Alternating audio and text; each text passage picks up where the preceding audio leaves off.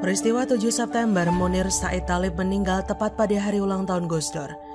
Ditulis oleh tim redaksi jurnal dari berbagai sumber.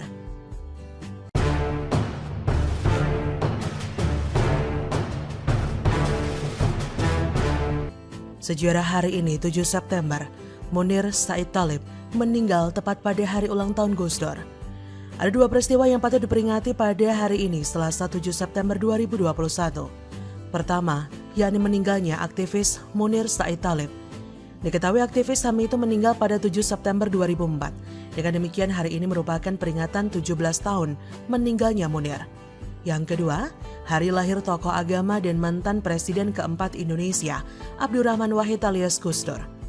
Sebagai informasi, Gus Dur lahir pada 7 September 1940 dan meninggal pada 30 Desember 2009. Ada cerita menarik terkait dua sosok tersebut. Rupanya, kedua tokoh berpengaruh itu pernah berada dalam satu forum.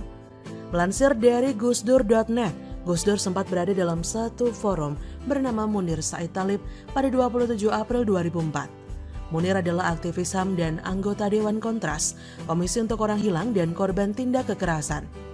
Kala itu Munir teguh membela para aktivis korban penculikan tim Mawar dan Kopassus.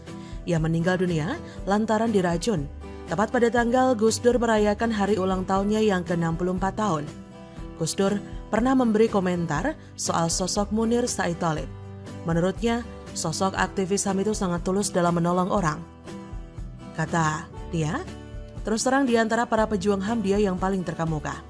Dia tidak tergoda kemewahan hidup dan sebagainya, yang dilakukan hanya menolong orang, kata Gus Dur. Mari mengenal sekilas tentang sosok Munir Said Thalib dan Gus Dur.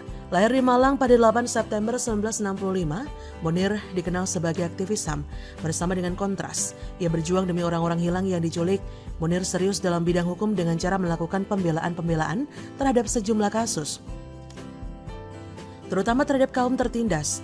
Salah satu kasus besar yang pernah dia tangani yakni kasus Marsinah, seorang aktivis buruh yang dibunuh oleh militer pada tahun 1994. Sikap berani dan sigapnya dalam menentang ketidakadilan oleh beberapa pihak pada masa pemerintahan Orde Baru membuat Munir tidak disukai oleh penguasa. Hal itu membuatnya sering mendapat ancaman dari berbagai pihak. Munir tewas akibat diracun di pesawat saat dirinya berangkat ke Amsterdam, Belanda untuk melanjutkan pendidikan.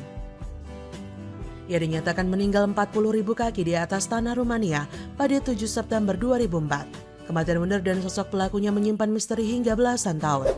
Meski beberapa nama telah diproses hukum, banyak pihak yang menilai tidak ada kesungguhan dalam prosesnya. Hingga kini jasa Munir sebagai aktivis HAM masih dikenang dan keadilan tentang pembunuhannya masih terus diperjuangkan. Mengenang sosok Gus Dur. Abdurrahman Wahid atau yang akrab disapa Gus Dur sebenarnya lahir dengan nama Abdurrahman Adakil. Lahir di Jombang 7 September 1940. Gus Dur dikenal sebagai tokoh Muslim Indonesia yang merupakan mantan ketua Tanfiziyah, Badan Eksekutif Nahdlatul Ulama, dan pendiri Partai Kebangkitan Bangsa atau PKB. Gus Dur pernah menjadi Presiden keempat Indonesia tahun 99 hingga 2001. Tepat 23 Juli 2001, kepemimpinannya digantikan oleh Megawati Soekarno Putri setelah mandatnya dicabut oleh MPR. Terkait tanggal lahir Gus Dur terdapat dua kepercayaan publik.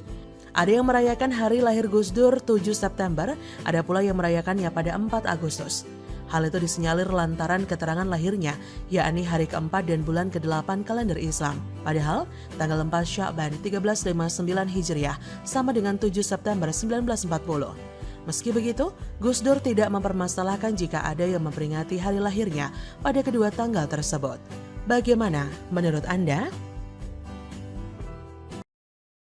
Saya tegaskan, saya tidak ada niat, tidak ada juga berminat menjadi presiden 3 periode. Konstitusi mengamanahkan 2 periode.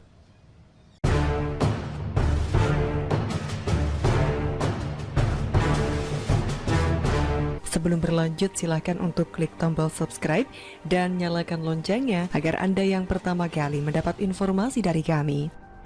Membaca kelicikan Demokrat dan PKS tentang wacana Presiden 3 periode.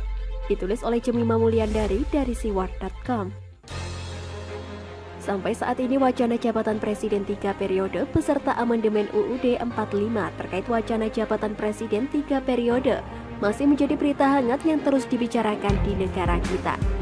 Padahal Presiden Jokowi sendiri sudah menyampaikan dengan sangat tegas jika dirinya menolak, alias tidak setuju dengan amandemen UUD 45 dan wacana Presiden 3 periode tersebut. Jokowi sama sekali tidak punya keinginan untuk memperpanjang jabatan Presiden menjadi 3 periode. Begitu juga dengan PDI Perjuangan, partai tempat Jokowi bernaung.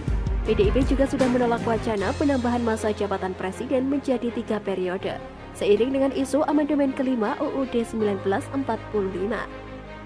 Jadi baik Jokowi maupun PDIP tetap berpegang teguh pada pasal 7 UUD 45 yang mengatakan jika masa jabatan Presiden telah diatur secara tegas selama 5 tahun dan sesudahnya Presiden dapat dipilih kembali dalam jabatan yang sama hanya untuk 1 kali masa jabatan.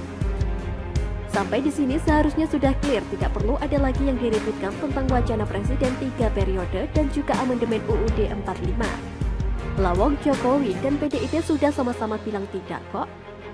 Lucunya, topik yang seharusnya tak perlu dibahas lagi ini justru terus diangkat menjadi pembicaraan hangat sampai sekarang. Saling ungkap bahkan saling tuduh terus digulirkan, lempar sana-sini, tolak sahut-bersahutan. Ada yang mengatakan jika wacana jabatan Presiden diperpanjang menjadi 3 periode atau 15 tahun itu diusulkan oleh Ketua MPR Bambang Susatyo. Wakil Ketua MPR Hidayat Nur Wahid menyanggah tuduhan itu dengan menyebutkan bahwa bukan MPR yang pertama kali mengusulkan jabatan Presiden 3 periode. HNW yang juga menjabat sebagai Wakil Ketua Majelis Syura PKS itu menyebutkan orang yang pertama kali mengusulkan jabatan Presiden 3 periode adalah Suhendra Hadi Kuntono atau pakar intelijen. Ada juga Immanuel Ebenezer dari relawan Jokowi Mania yang awalnya mengusulkan durasi jabatan Presiden ditambah selama 2 hingga 3 tahun. Agar bisa jadi solusi menghadapi pandemi COVID-19, akhirnya jadi ikut menolak perpanjangan durasi masa jabatan. Karena isunya jadi merembet ke perpanjangan masa jabatan Presiden 3 periode. Padahal di mata Immanuel, penambahan durasi jabatan Presiden amat berbeda dengan wacana Presiden 3 periode, yang harus via pemilu. Immanuel mengaku dirinya juga menolak Presiden 3 periode. Ini jelas aneh, mau seyakin apapun atau mau selempar-lemparan seheboh apapun. Jika Jokowi sendiri sudah mengatakan tegas menolak, harusnya ya sudah tak perlu diperbincangkan lagi wacana Presiden 3 periode ini. Sesederhana itu mestinya. Tapi kenapa kasus ini bukannya berhenti malah jadi tambah memanas, digoreng sana-sini sampai sekarang oleh pihak-pihak lain di luar Jokowi, PDIP dan relawan Jokowi itu sendiri. Disinilah tanpa bermaksud menuduh, saya jadi membaca ada kelicikan dari pihak oposisi memanfaatkan isu wacana Presiden 3 periode yang harusnya sudah selesai tak perlu dibahas lagi. Jika amandemen UUD 45 tentang wacana Presiden 3 periode ini disetujui bahkan disahkan, itu artinya SBY yang sudah pernah menjabat sebagai Presiden RI 2 periode juga berpeluang menjadi Presiden RI 3 periode. Bau tak sedap mulai tercium di bagian ini. Celah ini yang hendak diambil oleh pihak pendukung SBY yang ingin mengambil keuntungan mengusung SBY 3 periode dengan mendompleng wacana Presiden 3 periode yang awalnya seakan-akan ditujukan untuk Jokowi.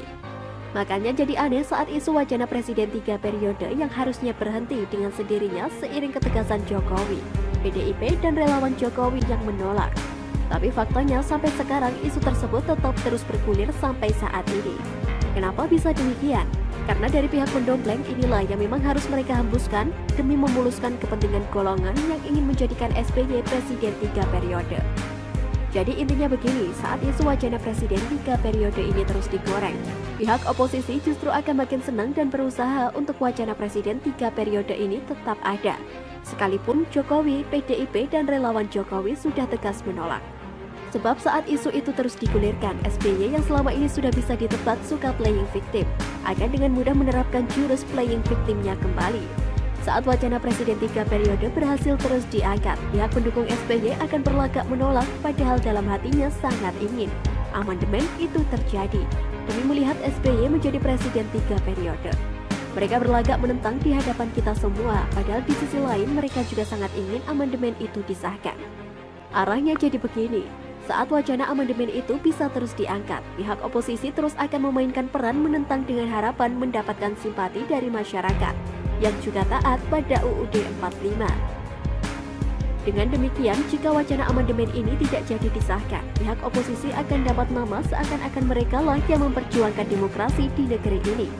Padahal di sisi lain, saat wacana amandemen UUD 45 ini disahkan, mereka jugalah yang bersorak paling girang melihat SBY jadi terbuka lagi peluangnya untuk menjadi Presiden RI 3 periode. Disinilah kita jangan termakan strategi Demokrat dan kroni-kroninya yang pasti akan terus berusaha menaikkan isu wacana Presiden 3 periode ini dengan segala cara. Sebab disetujui atau tidak, pihak mereka lah yang akan diuntungkan selama isu ini terus diangkat. Akhirnya saya bisa mengambil kesimpulan ucapan Jokowi yang mengatakan jika wacana Presiden 3 periode ini mengandung makna menampar muka Jokowi. Cari muka dan ingin menjerumuskan Jokowi memang benar adanya. Bukan hanya nama Jokowi yang dipertaruhkan, tapi juga nasib bangsa dan negara. Sebab di ujung sana ada Pak Mantan dan kroni-kroninya yang sedang sangat berharap wacana Presiden 3 periode ini terus didengungkan bagi kepentingan pribadi dan golongannya sendiri.